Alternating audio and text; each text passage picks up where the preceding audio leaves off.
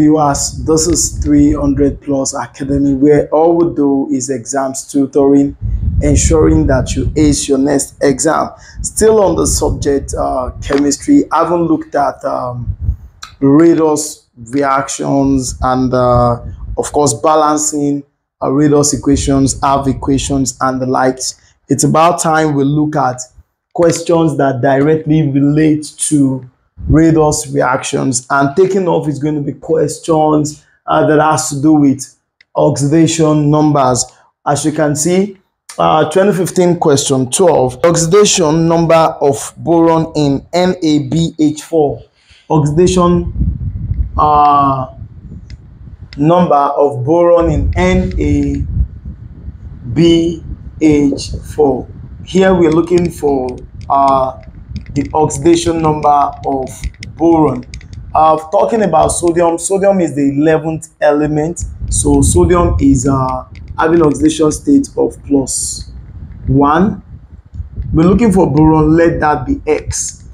Now I have said, if you look at the lecture on rules on oxidation proper, we talked about rules for assigning oxidation number. I said when you have hydrogen in the place of a metal, it is +1, but when you have hydrogen in the place of a non-metal, it is -1. The link to that lecture video is going to be in the description to this video. So sodium here is +1. We're looking for the oxidation state of boron. That is the question. Hydrogen here is -1 times 4. So everything equals to 0. The sum total of all of the oxidation number for a compound is 0. So what we have here is 1 plus x minus 4 equals to 0. And therefore what we have is x equals to -4. When -4 comes here, it becomes 4. 1 comes here, it becomes -1. So x equals to 3 plus 3 in this case. If you look at that question, the correct answer is option D. Option D, it is displaying on your screen. Okay, moving on to question 2. Moving on to question 2. Question 2, that is 2012, question 23. As you can see on your screen, it is the same thing. Exactly the same question you have for question 1 is what you have for question 2. Is a repetition. You're looking for the oxidation number of boron in NaBH4. If we are to name this, since the oxidation number of boron is 3, this is going to be sodium tetrahydrido boron 3. Sodium, you can see tetrahydrido boron 3, telling you that the oxidation state of boron is 3. So for 2012 question 23, we were also told to look for the oxidation state of boron. Moving on, 2010 question 23, as you can see on your screen, it says, what is the IUPAC nomenclature of LiAlH4? This is what we're talking about. In this question, they want us to name this compound. That's what they mean by that. And when you look at this, this is Li is lithium. Then you talk about the hydrogen tetrahydrido. This is aluminum. Aluminate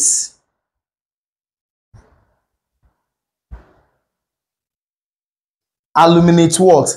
In this question, this is actually aluminate 3, but for the sake of completion, you can choose, if you want to know what will be the oxidation state of the middle element here. This is lithium tetrahydrido. Aluminate what? Because we're talking aluminum here. You can choose to calculate the oxidation state very quickly. Lithium is 1 because lithium is number 3, so you have 2 in the first shell and 1 in the second shell. Let aluminum be X. Now when hydrogen ends a compound, it is assigned -1. It is assigned -1, but it's occurring 4 times 4. That's going to give you everything equals to 0. So 1 plus x minus 4 equals to 0. So x equals to -1 plus 4. X equals to plus 3. So this, looking at the option, this is lithium tetrahydrido, talking about the hydrogen aluminate 3. If you look at the option here, the correct option is the lithium tetrahydrido aluminate 3. It is not aluminum. You cannot name aluminum first. You have to name the metal first. Talking about lithium, that is in the place of a metal. It is not option A, aluminum tetrahydrido lithium. No, it is not tetrahydrido lithium aluminate 3. No, you talk about the metal first. That is why the answer is lithium tetrahydrido aluminate 3. So that ends question 3. Moving on to question 4. That is 2009 question 21. It says, what is the oxidation state of chromium in K2Cr2O7? We are looking for the oxidation state of chromium. For a compound, the sum total of all of the oxidation number is 0. So talking about potassium, potassium is number 19.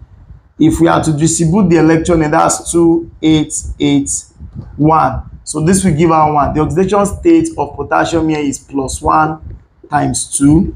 Chromium is what we're looking for. Let that be x times 2. That is 2x.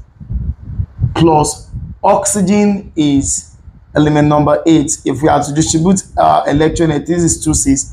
Oxygen will need to accept 2 electrons to attain octet configuration. So in this case, you are looking at oxygen for an oxidation state of -2 times 7, all equals to 0. So this is 2 plus 2x minus 14 equals to 0. So 2x equals to 14 minus 2. So 2x equals to 12. X equals to 12 over 2. X equals to 6. So what this means is that oxidation state of chromium is +6. If you look at the option for this question, the answer is option B. That is +6. Okay, moving on from that, the next question is 2008 question 23. This says, what is the IUPAC nomenclature of NaClO? Now, this is how you go about this. This is, you talk about the metal first. That is sodium, ozo. Now, talking about the middle elements, in this case, it's always best to look for the oxidation state. When you have a question like this telling you to name a compound, talk about the metal first. After that, tell us about the last non-metal that you have. Then you talk about the middle element. So this is sodium, ozo. What is the oxidation state of chlorine here? Sodium is +1. Let's do for chlorine. Let chlorine be x. Oxygen is -2. All equals to 0 for a compound. So x equals to +1 moves here, becomes -1. -2 moves here, becomes +2. So x equals to what? +1. So this is sodium ozo chlorate 1. If you look at the option there, you have sodium osochlorate. B, sodium chloro 1 oxide. Sodium monoosochlorate. Sodium chloro 1 monoxide. No, this is sodium osochlorate 1. The correct answer here is option A. Moving on to the 6th question, 2007 question 21. Oxidation state of oxygen in tetraoxosulfate 6 acid.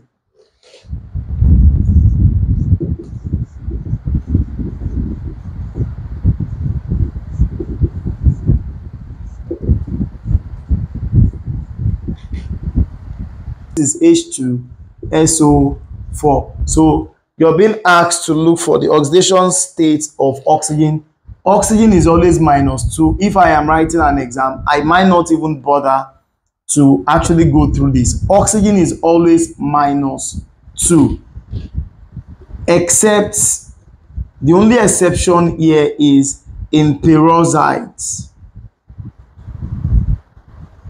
The only exception here is in peroxide, like you have in H2O2, like you have in sodium peroxide, where the oxidation state of oxygen is -1. But aside that, in all cases, oxygen has oxidation state of -2. But for the sake of completion, you look at hydrogen here. Hydrogen is taking the place of a metal, so that is +1 times 2, +1. Hydrogen is +1 times 2. Now, when you look at sulfur and oxygen, in the case of sulfur, when you have two non-metals, you need to understand that the more electronegative elements will be the last element here. This is the more electronegative. The less electronegative, for the less electronegative, what you use there is valency, the number of electrons you have in the outermost shell. But for the more electronegative metal, you talk about oxidation state there. But in this case, we were even told to look for the oxidation state of oxygen. So for sulfur here, we are going to be using +6. Normally, sulfur is number 16. So you are expecting 286. And in this case, you begin to think, oh, sulfur is supposed to accept 2 electrons to attain octet configuration. But that's not going to be the case, because between sulfur and oxygen, oxygen is more electronegative. So for the less electronegative elements, you are going to be using valency. That's the number of electrons in the outermost shell. So that what you have here is +6. Then I'm looking for oxygen. Oxygen here is let's represent that by x. So x times 4, that's 4x, all equals to 0. So what I have is 2 + 6 + 4x equals to 0. So 4x equals -2 -6. 4x equals to -8. So x equals to -8 over 4. So x equals to -2. So if I am writing an exam, you look at all of this, because I'm having to talk about valency and where I'm to use oxidation state. Then what that means is, instead of going through all this, because when you talk UTME is about pace and precision. When you're told to look for oxidation state of oxygen here, you don't need to go through all the rigors of having to calculate all this. You can just pinpoint it is going to be -2, because oxygen is always -2. The only exception is in peroxide, where it is -1. So if I know that rule, why take myself through all this when I can save time to use on other questions? So the answer here is simply -2. If you look at the option there, the correct answer is option C. Also take note, that's why we say tetraoxosulfate 6, because for sulfur we'll be using 6. If we're talking about H3PO4 here, this is why we call this hydrogen tetraoxophosphate 5. In the case of phosphorus is number 15. So I'll be using valency because oxygen is more electronegative than phosphorus. So that's why I'm going to be talking hydrogen tetraoxophosphate 5, because phosphorus is number 15 and the distribution is 285. So that ends that particular question 6.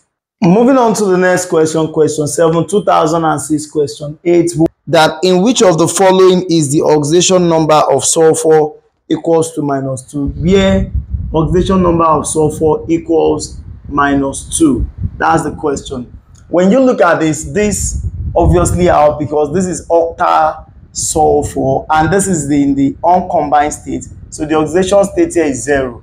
Now, I just explained in the last question that when you have two non-metals, in the case of sulfur, sulfur is element number 16, oxygen is element number 8.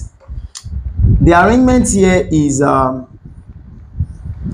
2, 8, 6. The arrangement here is 2 and 6. If we have electron here, which of them has the tendency to attract or quickly accept the electron? In this case, it is going to be oxygen, simply because the nuclear force here, this is 8 plus, this is 16 plus. This is because the electron is going to be closer to the source of the pull, the attraction, which is the positive charge of the proton in the nucleus, as compared to when you talk about sulfur, the electron is far. You have the first shell, the second shell, the third shell. So oxygen is more electronegative, meaning that it has more readiness to accept electrons. So when you have sulfur and oxygen, oxygen is more electronegative. You're going to be talking about oxidation states for the more electronegative element. This is more electronegative. That is, it has the tendency to accept that electron and become negatively charged than sulfur.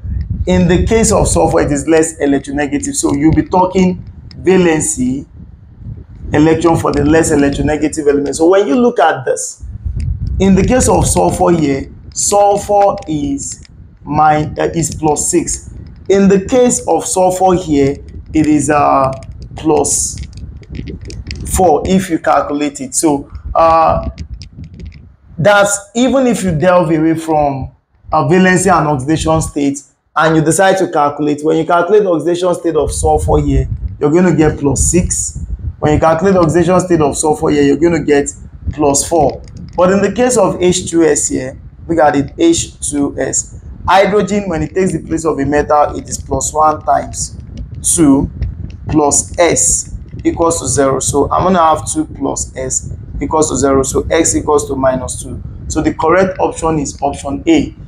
In option A, sulfur has oxidation state of minus 2. In option B, it has plus 6. In option C, it is 0. That's octa sulfur, uncombined state. One of just the allotropes of sulfur is 0. And in option D, it is going to be plus 4 if you calculate. So the correct answer is option A. Question 8, 2004, question 22. As you can see on your screen, we were told to look for the oxidation state of chlorine in HClO4. Now, for a compound, the sum total of all the oxidation number equals to 0. When hydrogen starts, is in the place of a metal, it is plus 1, plus, let chlorine be X. Oxygen is always minus 2, except in the case of peroxide. So this is minus 2 times 4 equals to 0. So this is plus 1 plus X minus 8 equals to 0. So X here equals to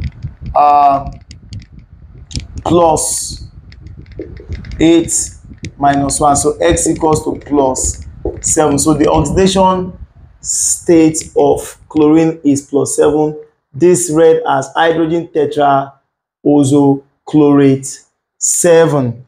And if you look at that option, the correct answer there is plus 7. So that ends question 8. Moving on to the next question, that is question 9. 1999, question 19. We were told to arrange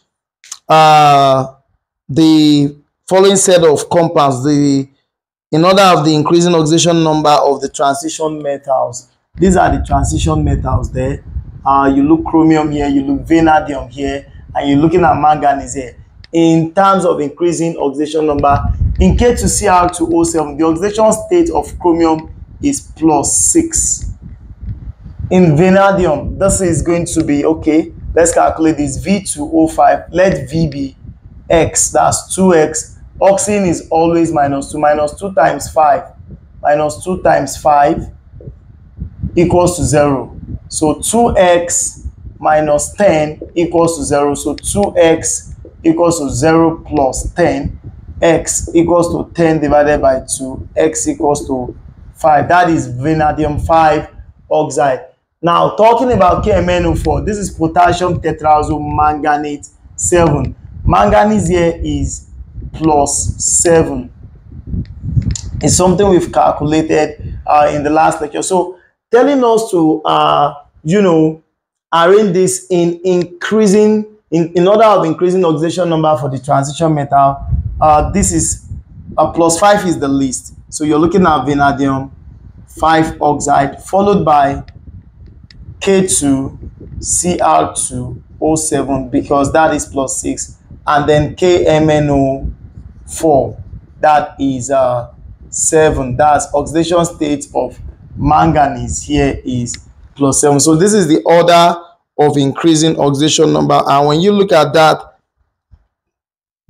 question, that is option A seems to be the correct answer. So that ends question 9. That is 1999 question 19. So question 10, 1997 question 23. We were told, as you can see on your screen, to look for the oxidation number of Z in this formula K3ZCl6. We're looking for the oxidation states of Z here.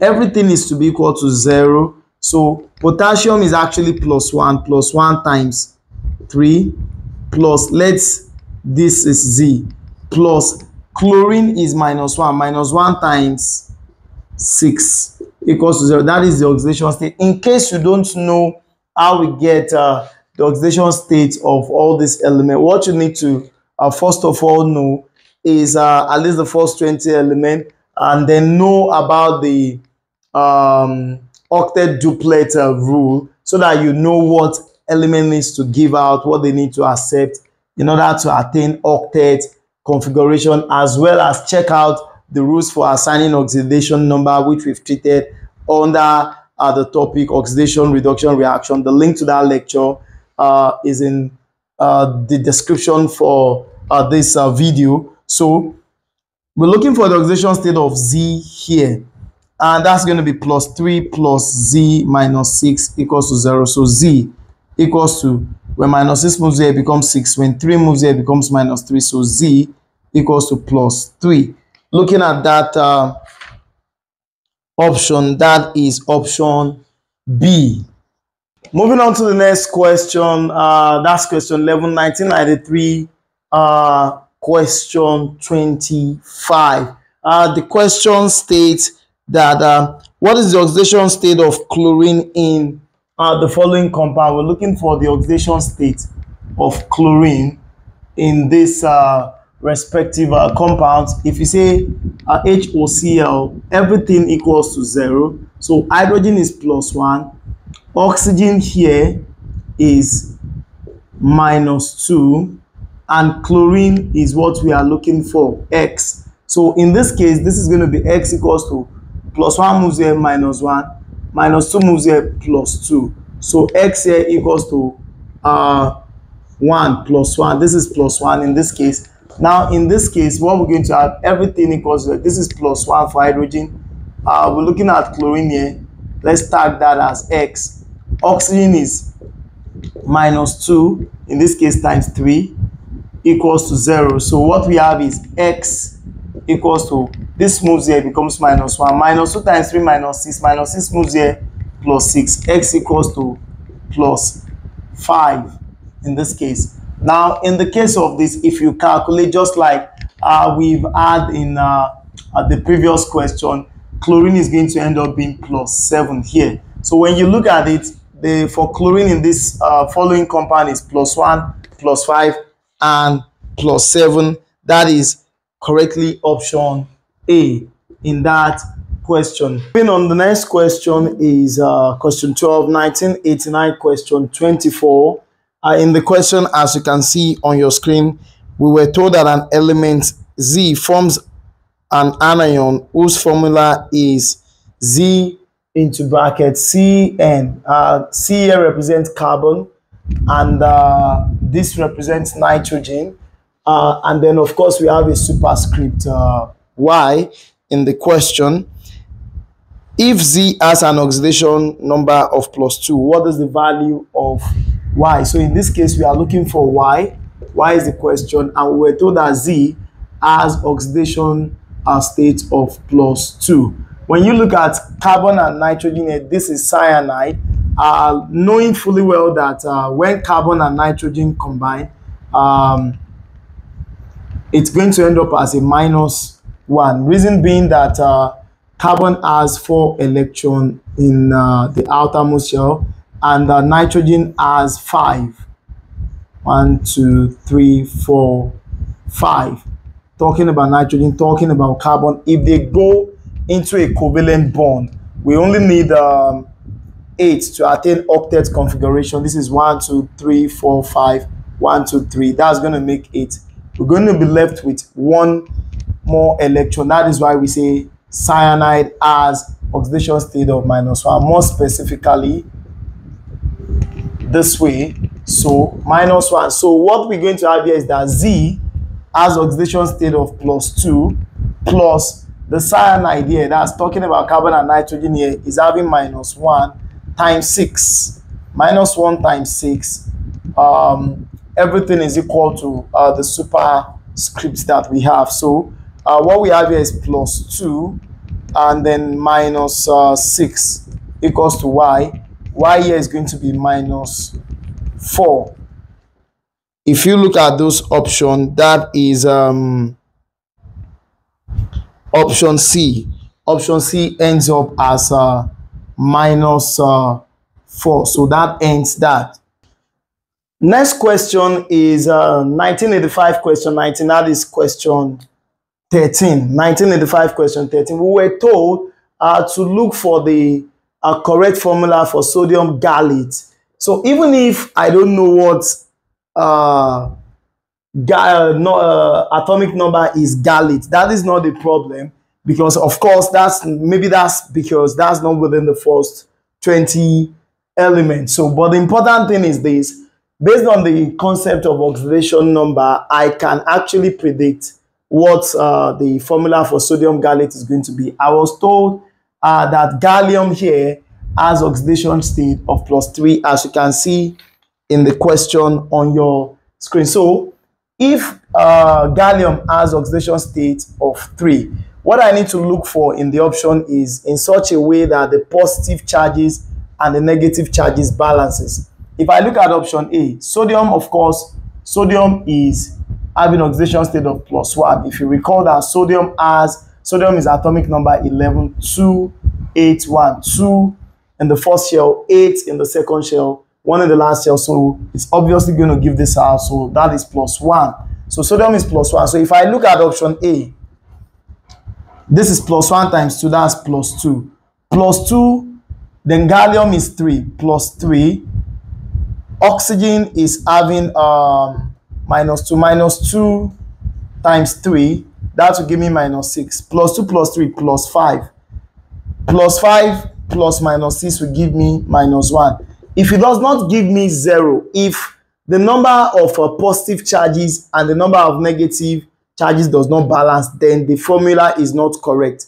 I was told to look for the formula of sodium gallate, as you can see in that question. But if I don't have a net charge of 0, then it means that formula is wrong. So obviously A is wrong. If I move to option B, sodium is +1. +1 times 2, that is going to give me +2. Gallium is +3. +3. Then I have hydroxyl. Hydroxyl is actually -1. OH is -1. So -1 times 2, that will give me -2. +2 + 3, that's going to give me +5 -2. I'm going to end up with a +3. So this is also wrong. When I get to this, sodium is +1 here. +1 plus 3, gallium is +3. That's going to give me +4. +4, OH is -1. -1 times 3, -3. So this just does not give me a net charge of 0, because the positive charge and the negative charge does not balance. So this is going to end up as +1. That is also wrong. Obviously, D is going to be the correct answer. When you look at it, this is a +1, and then gallium is +3, and then I have hydroxyl, which is -1. -1 times 4, that's going to give me -4. +1 + 3, that's going to give me +4 -4. That is going to give me 0. So that makes sodium, the option D, the correct formula for sodium gallate, and that ends that question, because we've said the net charge in a compound should be equals 0. So applying that, of course, we can dictate what the formula for sodium gallate is going to be. So moving on, next question is 14 and 15, which is about the same question for different years. In 1981, we were told, as you can see on your screen, to look for the oxidation state of manganese in potassium permanganate. That's potassium tetraoxomanganate 7. As you can see, also in 1979, question 5, we were told to look for the oxidation state of manganese in potassium permanganate. So we're just looking for this. Everything is equal to 0. So potassium is +1. Let my manganese be X. Oxygen is -2. -2 times 4. -2 times 4 equals to 0. So +1 plus X minus 8 equals to 0. So X equals to -1 plus 8. So X equals to -1 plus 8 is going to give us 7 plus 7. So for different years, we have the same question talking about oxidation state of manganese in potassium tetraoxomanganate 7. The options there you can see on your screen, the answer is +7. And that ends Utme past questions that has to do with oxidation number. Next up is those set of past questions that has to do with changes in oxidation number in a chemical equation, and also how to determine if a reaction is redox or not. First one is 2014 question 23. As you can see on your screen in that question, it's a reaction between zinc and blue solution of copper sulfate. We had zinc sulfates being formed as the product and copper. We were told in the reaction the oxidation number of the reducing agent changes. What are the changes in the oxidation number of the reducing agent? So first we have to determine the reducing agent, but first let me analyze certain things. This is zinc solid. It's more electropositive than copper. This is actually a blue solution, and whenever we add zinc into copper sulfate, let's imagine this is copper sulfate solution. It is usually blue copper sulfate solution. If we drop, let's say, a zinc rod into this solution, the blue color is going to disappear. The blue color is going to disappear. Reason being that zinc is going to displace copper and take the place of copper. So we're going to have a reddish brown deposit of copper. So that's what happens in a reaction between zinc and a copper sulfate. This is going to be a reddish brown deposit because zinc is going to displace copper, take the place of copper. But that is by the way. In this reaction, we're told to look for the changes in the oxidation state of the reducing agent. First, zinc here is having oxidation state of 0, plus copper here is Cu 2 plus, SO4 2 minus. Okay, then we have zinc 2 plus, SO4 2 minus. Of course, sulfate is a radical with 2 minus. So if zinc is going to be beside sulfate, it's going to be divalent. That's having 2 plus copper here, which is standing alone, and therefore 0. When you look at it, this is the same. I have said this before in balancing redox equations. Whatever is the same on the reactant side and on the product side, we strike that out. So when you look at this, we recall that oxidation is increase in oxidation number, while reduction is decrease in oxidation number. Oxidation number of zinc has increased from 0 to +2. So this here is oxidation, and this will be my reducing agent because reducing agent will undergo oxidation. So the changes in the oxidation number of the reducing agent is 0 to +2. And if you look at the option there, that is option A. Option A is the correct answer. You can see that on your screen. That ends that. The next question is 2011 question 34.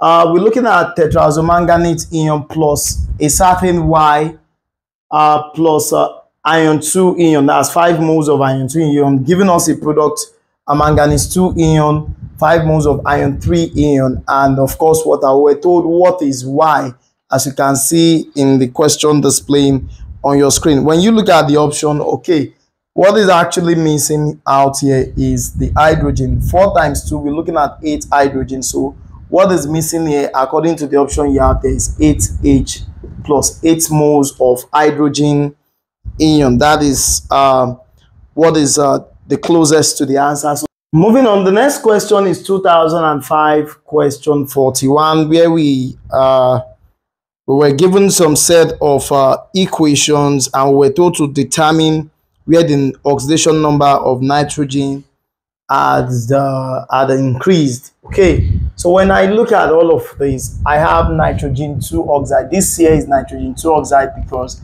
if you calculate the oxidation state of nitrogen here, it's going to give you 2. Imagine X, oxygen is -2, so -2 all equals to 0. So eventually you're going to end up with X equals to -2 we move here, so that will be 2. Nitrogen 2 oxide. When you look at here, what you have in this bracket, this is still like iron sulfate, it is still 2. So there is no increase in the oxidation state of nitrogen in option A. You move to option B. NO here, the oxidation state is +2. If you look at NO2, let the oxidation, let N equals to X. Oxygen is -2 times 2, that's going to give you -4, all equals to 0. So X equals to, this moves here, so that becomes 4. So from +2 to +4, that's what we have for option B. So that immediately tells us oxidation number of nitrogen had increased. If you look at option C, this is nitrosyl chloride, this is nitrosyl bromide. The oxidation state here is going to be the same because they belong to the same group. So definitely it cannot be C, it cannot be D. So the answer is option B. That ends 2005 question 41. Moving on to question 4, that's 2003 question 25. As you can see on your screen, it says, if Y is an oxidizing agent, which reacts with Z, which is a reducing agent, which of the following is correct? If you look at the option, as you can see on your screen, it says Y increases in oxidation number. Obviously, if you look at it, if Y is an oxidizing agents, they are meant to undergo reduction, and Y reducing agents are expected to undergo oxidation. In which case, if Z is to undergo oxidation, oxidation is increase in oxidation number. So I expect that, okay, maybe Z will now be +1. If Y is to undergo reduction, reduction is what? A decrease in oxidation number. I expect maybe Y will then be -1. So that is what I expect. So when I look at the option A says Y increases in oxidation number. No, Y cannot increase in oxidation number because Y is an oxidizing agent and it will undergo reduction, and reduction is a decrease in oxidation number. So option A is totally out of it. Y becomes reduced. Of course, you say Y had become reduced because Y will truly undergo reduction. So option B is correct. Y becomes reduced. Moving on to question 5. Question 5 is Utme 2001 question 33, which of course is similar to 2005 question 41. Just exactly the same question. We're told to identify, as you can see on your screen, in which of the reaction where the oxidation number of nitrogen had increased. Of course, this is nitrosyl bromide. This here is nitrogen 2 oxide reacting with bromine to form nitrosyl bromide. nitrogen 2 oxide reacting with chlorine to form nitrosyl chloride. Of course, the oxidation number is the same here, so we cannot even be talking of an increase in the oxidation number of nitrogen here. But when you look at this, just like we did for question 3, oxidation number of nitrogen here is 2, plus 2 precisely, and here it is plus 4. So it is in option B that we've had an increase in oxidation number of nitrogen. In the case of this, the nitrogen 2 oxide here is still what we have. That is why we have that in brackets. So if you look at nitrogen 2 oxide, let your N be X. Let your oxygen is always -2, plus -2. Everything for a compound equals to 0. So X here is going to be, this moves here, is going to be +2. And then if you talk about the compound here, let N be X. Oxygen is -2. -2 times 2, that's -4, equals to 0. So X equals to +4. So you see, it has increased from +2 to +4. So that is in the case of option B. Moving on to the next question, as you can see on your screen, we have a reaction between copper and nitric acid to give us copper nitrate 5, water, and nitrogen 2 oxide. In the equation above, copper is what? We have some options there, but let's look at it. When an element has not yet combined, the oxidation state is 0. Now that it has come, you're having copper just beside nitrate 5. NO3 is actually NO3 minus. So for me to have 2 of this, it means, of course, copper must have given electron to this and to this. So that's 2 plus. So you're looking at a change in oxidation number from 0 to +2. When you use oxidation number concepts, a change in oxidation number tells you a reaction is a redox reaction. In this case, increase in oxidation number of copper from 0 to +2, that is oxidation, and that makes copper a reducing agent, because reducing agents will undergo oxidation. So looking at the options that we have, copper, option A says electron acceptor, no. Oxidizing agent, no. Reducing agent, yes. Option D is correct. Option B says a base. Option C, oxidizing agent. Option D, reducing agent. Option D is the correct option, and that tells you copper is a reducing agent. So the next question, that is question 7, 2001 question 22. 2001 question 22. We were asked, as you can see on your screen, it states, in which of the following reactions does reduction take place? So the first thing is, what is reduction? Reduction is a decrease in oxidation number. That is the way to look at it. If you look at option A, there is an increase in oxidation number from +2 to +3. That is not reduction, that is wrong. If you look at option B, from -2 to 0, from -2 to 0, that is an increase in oxidation number, that is not reduction. If you look at chromium, chromium had moved from 0 to +2, that is also an increase in oxidation number, so that is wrong, that is wrong.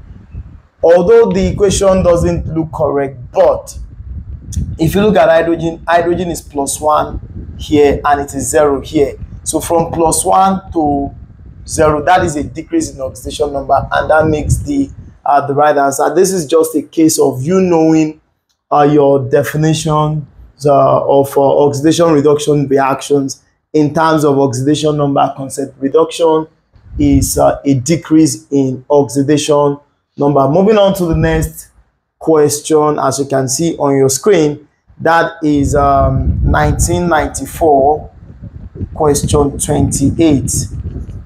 1994 question 28. It states, oxidation number of manganese changed from what to what? You see in that question there, it says in the equation, the oxidation number of manganese in the above reaction change from. So when you look at it, this for a radical, you assume the charge on it. So let manganese be X, oxygen is -2 times 4, everything equals to -1. So X minus 8 equals to -1. X equals to -1 plus 8. X equals to +7. And here your manganese is what? +2. So this is a change from +7 to +2. If you look at the option there, that is option A. It is from +7 to +2. Yes, moving on to the next question. That is 1992 question 24. As you can see on your screen, we have manganese 4 oxide reacting with chloride ion and of course hydrogen ion. We were asked here that the changes in the respective oxidation number of manganese, chloride ion and hydrogen ions according to this reaction is what? So what that means is we have to look at, okay, manganese, what is the change in oxidation number? In the case of manganese,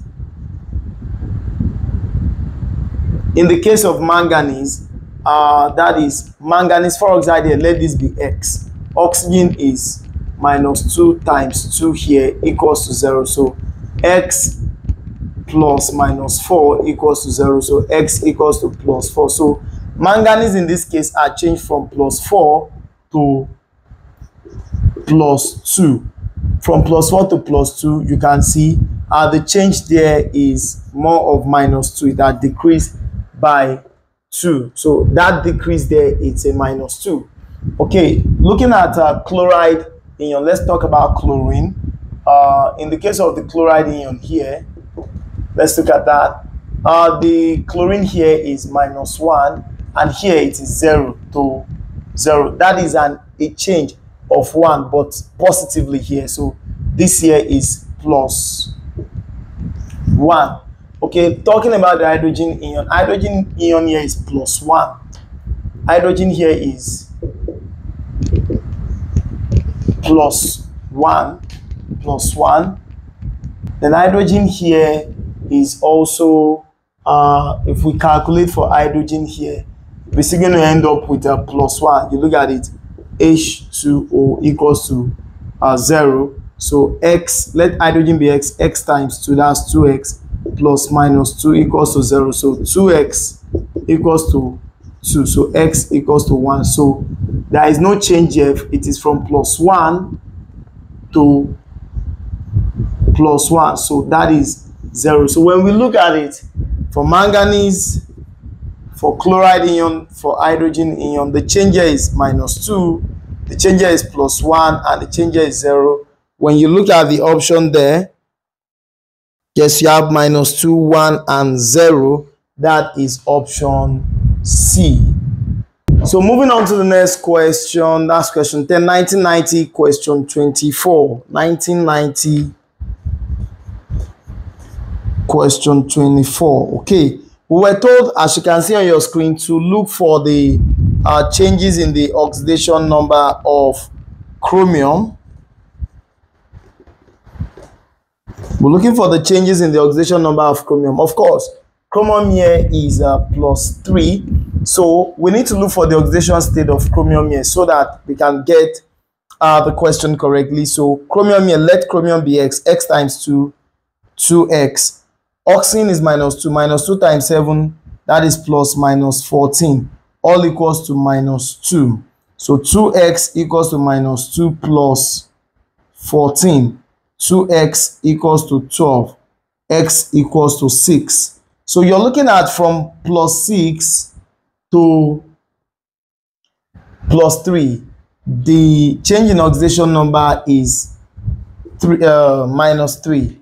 If you look at the option, okay, in this case it's been written already, +6 to +3. That is option B. That is just to look at the changes in oxidation number when we have equations.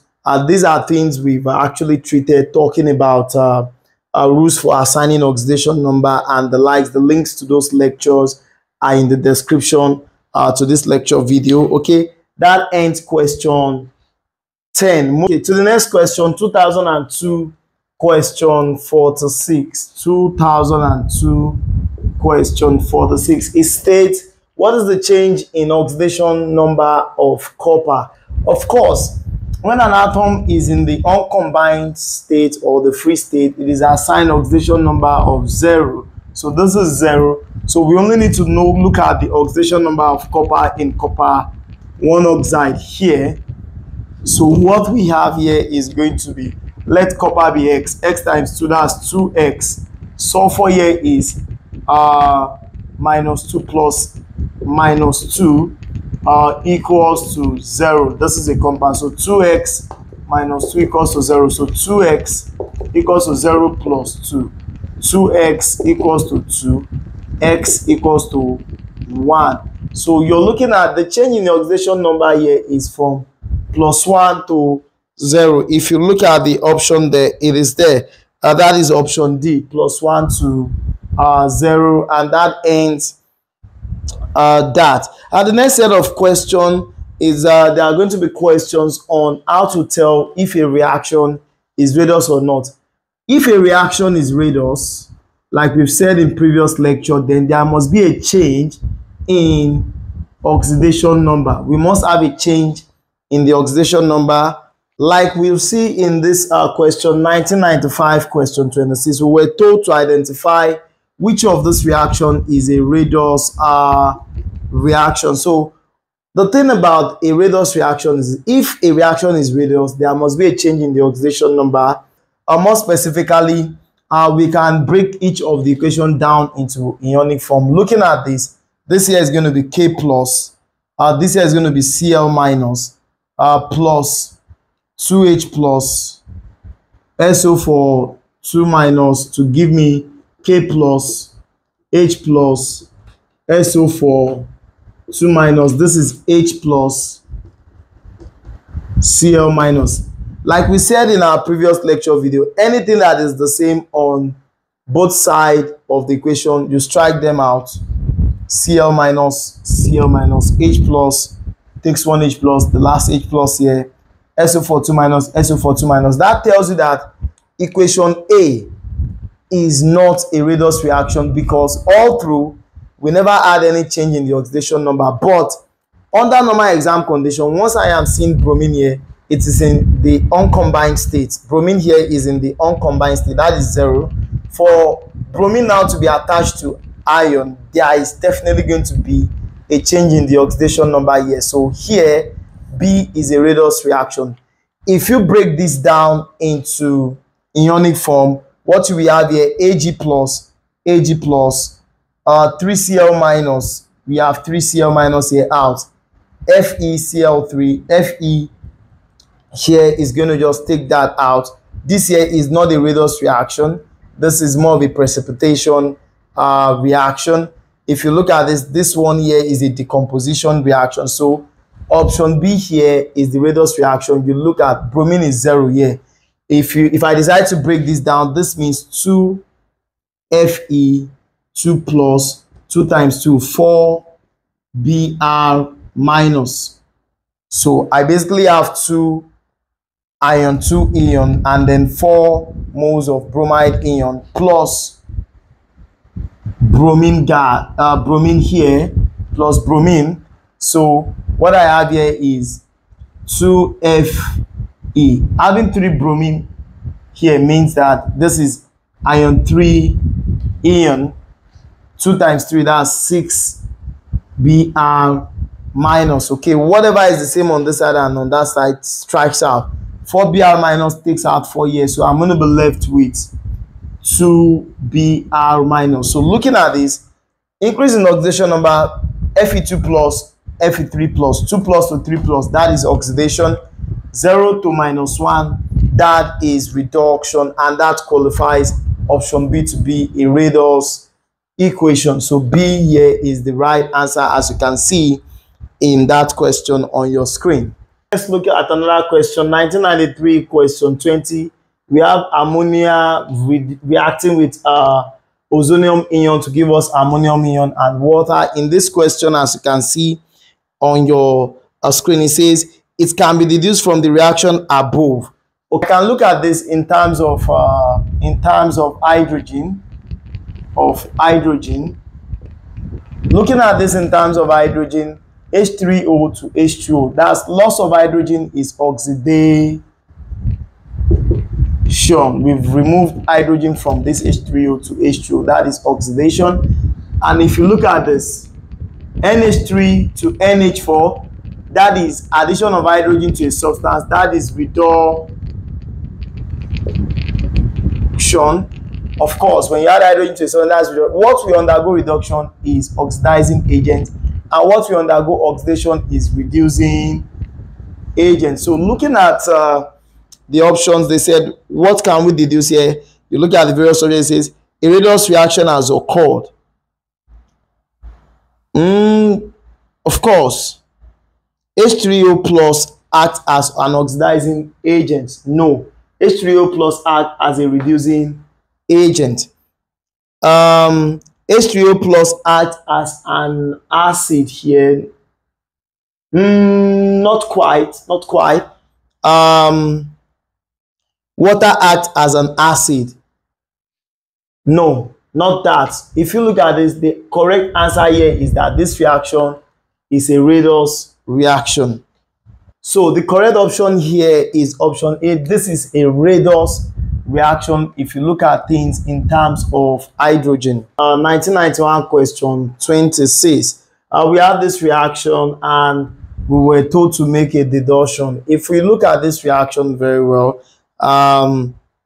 we have different options there. A redox reaction in which H2S is the oxidant and SO2 is the reductant. Okay, let's look at what this actually looks like.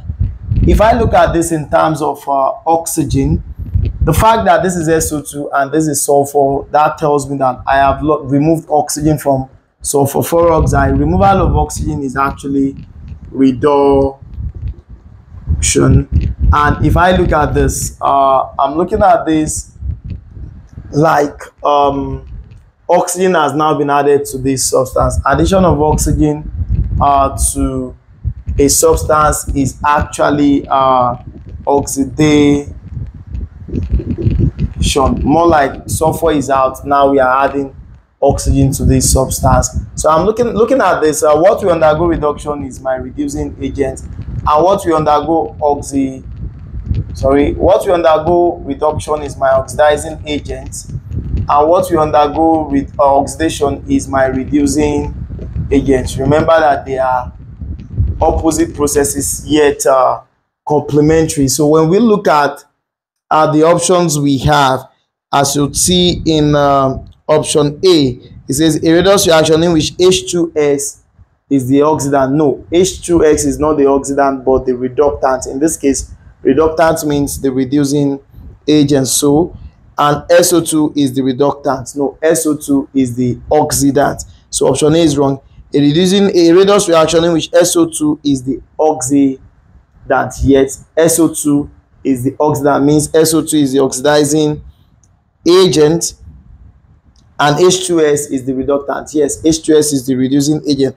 Option B seems correct. C, not a redox, that is wrong. This is a redox reaction. Option D says it is not the redox. So the correct option here is option B. H2S is the reductant or reducing agent, while SO2 is the oxidant or oxidizing agent. So moving on to the next question, we have 1989 question 25. As you see on your screen, we were told to identify from this set of equation which of the following set is not a redox reaction. You know, when something is redox, for a redox reaction,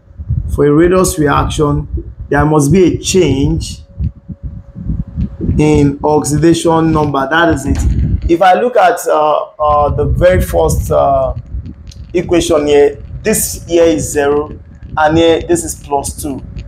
So immediately I can sense that, look, this is a redox reaction. So that is correct, not what I'm looking for. I'm looking for those equations that are not redox here. If I look at this, this is just like the previous equation we just solved now, hydrogen sulfide with sulfur peroxide, this of course is redox. So I am not looking for this. When I look at this, this is 0 and this is 0 here. The fact that they've combined here, ultimately the oxidation number has changed already.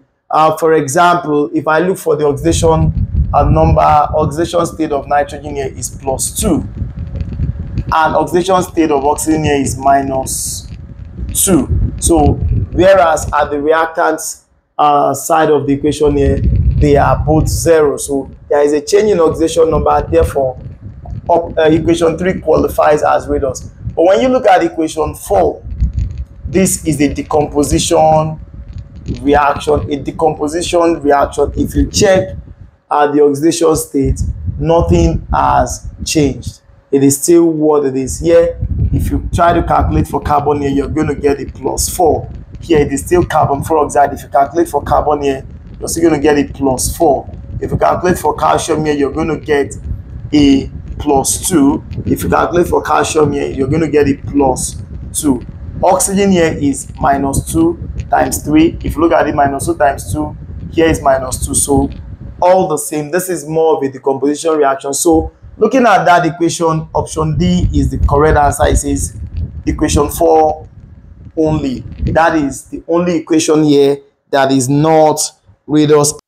Moving on to the next question is 1986 question 17. As you can see on your screen, it says, which of these represents a redox reaction? In this case, we are looking for a redox reaction, and like I said, for a redox reaction, there must be a change in oxidation number. There must be a change in oxidation number. If you look at equation 1, if I turn this into an ionic equation, that is Ag plus NO3 minus plus Na plus Cl minus to give us Ag plus Cl minus plus Na plus NO3 minus. Anything that is the same on both sides, strike them out.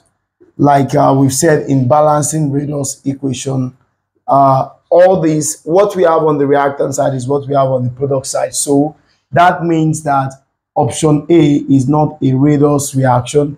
If you look at option B, if we express this in ionic form, this is 2H plus, this is X2 minus, that's talking about sulfur, plus lead 2 ion, plus 2 moles of triazonitrate 5 ion. And on the product side, what we have is 2HNO3, as you can see on your screen, 2HNO3 plus lead sulfide, okay? So you're looking at 2H plus, 2NO3 minus, PB, 2 plus, X2 minus. This the same on both sides. This strikes this out. Lead 2 ion takes out lead 2 ion.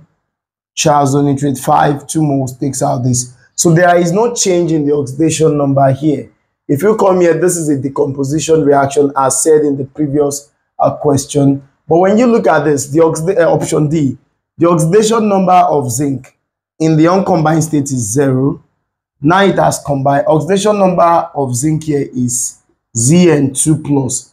That alone is enough for me to know I have a change in oxidation number here, and that qualifies this to be a redox reaction. So the answer to that question is option D. If you look at this, is 2H plus, this is 2Cl minus here. But when you come here, hydrogen gas is standing alone, so oxidation state here is 0. From +1 to 0, you see that zinc is moving from 0 to +2. The only thing that's the same on both sides is the chloride ion. You strike out the chloride ion. So in this case, for zinc, the oxidation number had increased from 0 to +2. And for hydrogen, the oxidation number had decreased from +1 to 0. So that qualifies option D to be a redox reaction. Next question, 1982, question 13. We were told in the question, as you can see on your screen, it says, which of the following is not redox?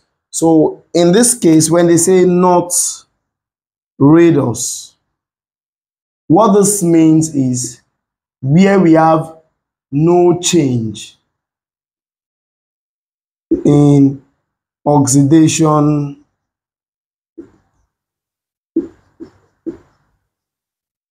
number.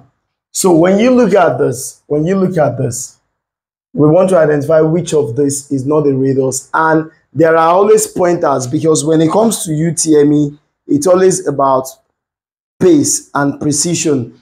And you really have to work with time. When you look at iodine here, iodine, the oxidation state is 0. But in the uncombined state here, it's a -1. So that immediately tells me that this is what?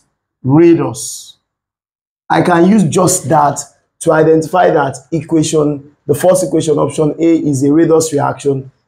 Iodine in the uncombined state, recall that in the last lecture talking about rules for assigning oxidation number, we've said elements in the uncombined state are assigned oxidation number of 0. Iodine belongs to the halogen family with oxidation state of -1. But in the uncombined state here, iodine is 0. So 0 -1. Here, there is a change in oxidation number, and that immediately makes equation A a redox reaction. So that is not what we are looking for. We are looking for that reaction here, which is not redox. If you look at zinc here, in the uncombined state, it is 0. In the combined state here, it is +2. Hydrogen in the combined state here is +1. Here it is 0. So there is a change in oxidation number for equation B. This is also redox. If you come to equation C, this is a decomposition reaction. This is not redox. That particular reaction where you have only one reactant on the reactant side, and you then have your arrow sign that tells you this is being decomposed. If you check the oxidation state of the respective element on the reactant side and on the product side, they are going to be the same. So this here is not redox, and this is our answer. But let's just check the remaining options. Oxygen here is in the uncombined state, that's 0. Here it is in the combined state, that is -2. This means this is redox. If you come here, sodium is in the uncombined state, chlorine is in the uncombined state. Here they are in the combined state. Sodium will be +1, chlorine will be -1. There is a change in oxidation number here. That means this is redox. So the correct answer here for which of this of the following is not a redox reaction is option C. It is just about you trying to point out very quickly where you have a change, combined state, uncombined state, that makes this redox. So that's just that on that. Next question is 1991 question 25. As you can see on your screen, we were given this chemical equation, and we were told to look for the value of N. We're told to look for the value of N in this equation. Just like we did on that balancing of equations, we must try to sum up all of the charge that we have on the reactant side, what we have on the product side, look for the difference. That is what the number of electrons here is going to be. This is tetraoxo manganate ion, so the charge here is -1. Hydrogen here is +1, but because we have 8 moles of that, that is +1, that is +1 times 8. So this is -1 + 8. What we have on the reactant side is +7. And what we have on the product side, this is +2. This is 0. For a compound, the total oxidation number is 0. So manganese 2 ion here, that's +2. The difference between +7 and +2 is 5. So that 5 represents what my N is going to be. If you look at the option very well, the correct option here is option D. The difference between what you have on the reactant side and what you have on the product side is 5. So what is here is 5 electron. So the answer is option D. Moving on to the next question, as you can see on your screen, you have that hydrogen sulfide gas is passed into a solution of iron 3 chloride. The color changes from yellow to green. This is because of what? So you're looking at hydrogen sulfide gas passed into iron 3 chloride. The correct equation here is that when this happens, iron 3 chloride is going to become FeCl2. Iron 2 chloride. We know that for sure. We're going to have, hydrogen. We're going to have HCl, but because we have 2 moles of hydrogen here, we need to balance this. Okay. That means this has to be 2. Okay. This has to be 2. And then you're going to have deposits of sulfur. So when you look at this, this is what the equation is actually going to look like. So in the option here, okay, if I decide to break this down into, ionic form, this is 2H plus S2 minus plus 2Fe 3 plus 2 times 3 is that's CCl minus to give us 2Fe 2 plus 4Cl minus plus 2H plus 2Cl minus plus sulfur in the uncombined state. What is the same on this side and on this side? This out. S2 minus S, no. Fe3 plus Fe2 plus, no. CCl minus 4 and the 2Cl minus here out. So that what I have is S2 minus plus 2Fe 3 plus 2Fe 2 plus sulfur. If you look at that question, as you can see on your screen, we were told that the iron 3 chloride changes color from yellow to green. So which means this is yellow, this is green.